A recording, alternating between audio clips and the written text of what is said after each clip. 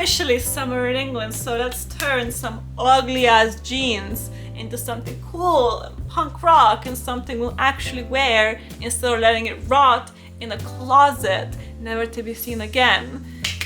Let's get started. I bought these jeans that are not even jeans in a clearance charity shop for like £1 because they fit me on the waist, and I was praying that they will fit me on my legs, and it didn't because I've got long ass legs and I'm showing all the ankle, and that is not the vibe, so we are going to cut them. The amazing thing about making punk anything is that you can go wild. You can go as messy, as grunge as you want, and it will be the vibe, the DIY that you want it to look like.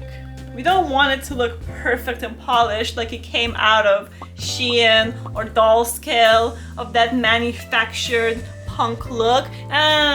You have to make it look like you made it. I've been cutting jeans into shorts since I was a baby, so this is the easiest way of doing it.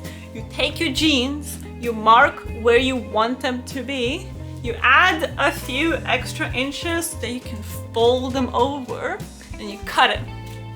You cut one leg and then use the cut off leg to measure where you want the other leg to be cut as well, because if you just fold it in half, it won't be accurate.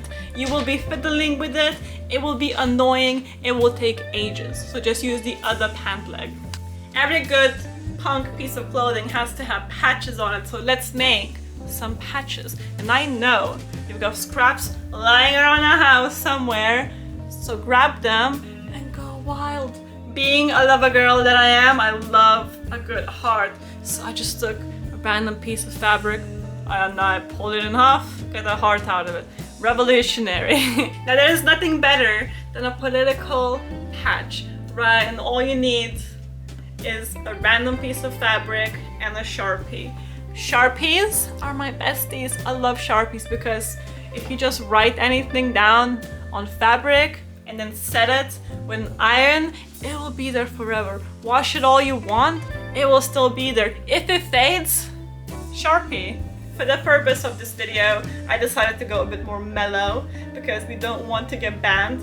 And I just went with Psycho Lover, which has double meaning, of course. One being that I'm a psycho, that's a lover, and I love a good psycho. It's so much fun just writing on your clothing. It's very good therapy, and you should definitely try it. Even if you're not gonna attach the patch to anything, you can still try it. It's so much fun. Attaching patches is really simple. You just have to do a running stitch all over it so it stays in place. Basically, don't do any knots at the end of it so that you can just take it out when you're done. And then you grab the thread that you actually want to use. I use embroidery thread. You do a little knot at the end of it. Start from the wrong side of the fabric. And then you just go wild. Just go in and out in whatever pattern you want. If you need inspiration, you can go on Pinterest and look into decorative stitches. You can do barbed wire. I love barbed wire. I just kind of did a few straight stitches and then across, you know? Get a little messy, get creative. As long as this patch kind of stays in place and is attached to the actual shorts, it will look cool. The messier, the better. And when you're finished with the decorative stitches, you just take out the running stitch and it is done. Another really fun essential are studs. We love studs in every form that they come in. I love a spike.